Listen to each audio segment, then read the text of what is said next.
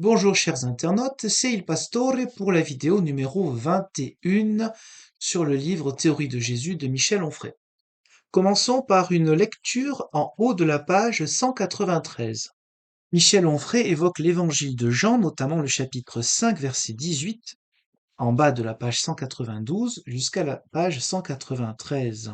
Mon père travaille jusqu'à présent et moi aussi je travaille, voilà donc pourquoi les Juifs n'en cherchaient que plus à le tuer. Parce que non seulement il violait le sabbat, mais il appelait encore Dieu son propre Père, se faisant l'égal de Dieu. Jean 5, 18. Voilà pour quelle raison le même évangéliste peut écrire « Jésus ne voulait pas circuler en Judée parce que les Juifs cherchaient à le tuer. » Chapitre 7, verset 1.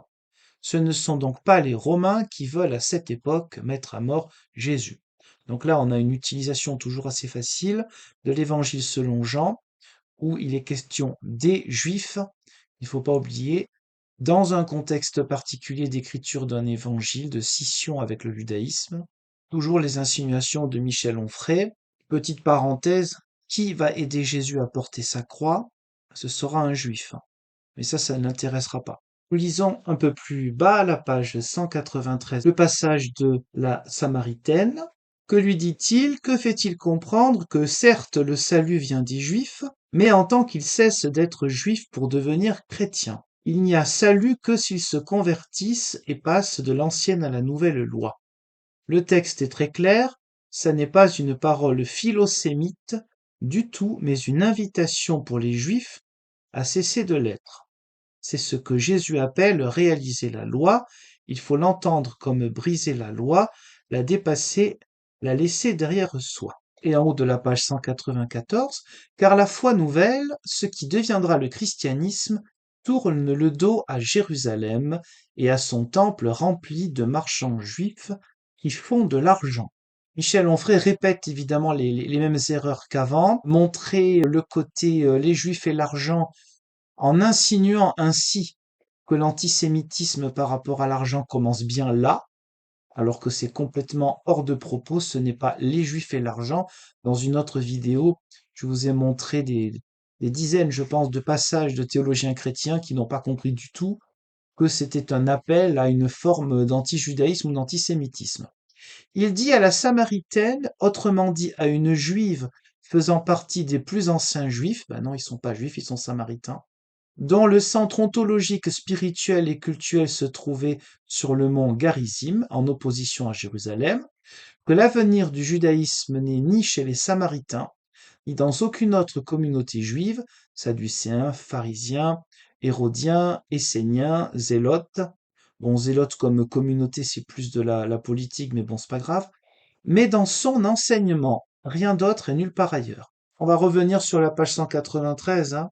Ce texte n'est pas, quand il dit le salut vient des Juifs, évidemment c'est un passage qui gêne Michel Onfray, parce que ça va un petit peu contre sa thèse, alors il essaie de la retourner. Ce n'est pas une parole philosémite. Quand Jésus dit le salut vient des Juifs et qu'Onfray dit il n'y a de salut que s'ils se convertissent et passent de l'ancienne à la nouvelle loi, bah, si c'était le cas, Jésus aurait dit il n'y a de salut qui vient des Juifs que si vous vous convertissez. Il dit pas ça. Il dit le salut vient des Juifs, c'est-à-dire il parle de la source, il ne parle pas de l'arrivée qui est lui-même.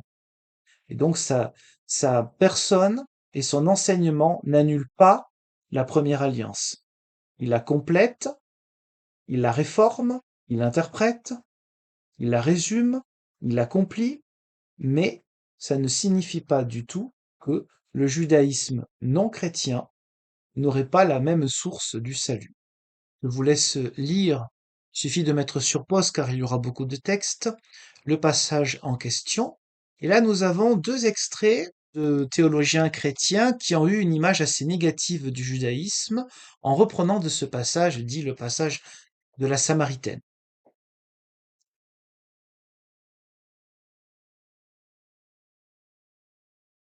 Nous allons voir maintenant à peu près 80 passages, extraits de théologiens chrétiens de diverses époques, théologie, culture, confession, qui malheureusement n'ont pas eu le flair et sans doute la révélation de Michel Onfray pour comprendre qu'une fois de plus, ce passage avec le salut vient des Juifs, en réalité est une manière d'aller contre le judaïsme.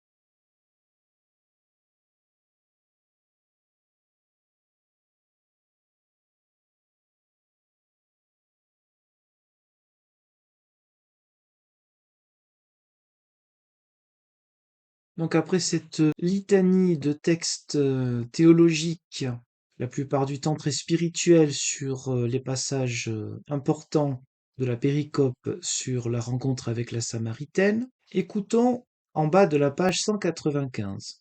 La loi juive prévoit la peine de mort pour 36 délits. Et cette peine de mort ne comprend pas, trois petits points, la crucifixion. Je vois pas le rapport. Il n'y en a pas. Première méthode, la lapidation. Elle punit les rapports sexuels illicites, incestueux, zoophiles, homosexuels, les sacrifices d'enfants en bas âge, la sorcellerie, mais également le prosélytisme en faveur d'autres dieux, la violation du sabbat, le non-respect de ses parents, la profanation du nom de Dieu. De comprendre la crucifixion qui est le supplice des Romains parce que la Torah n'a pas été écrite par des Romains. En fait, ce n'est pas la même religion et à l'époque du Christ, même si les Romains essayent, afin de faire perdurer l'empire, de respecter tant que faire se peut un maximum de lois des religions locales, il n'empêche que c'est eux qui tiennent le glaive.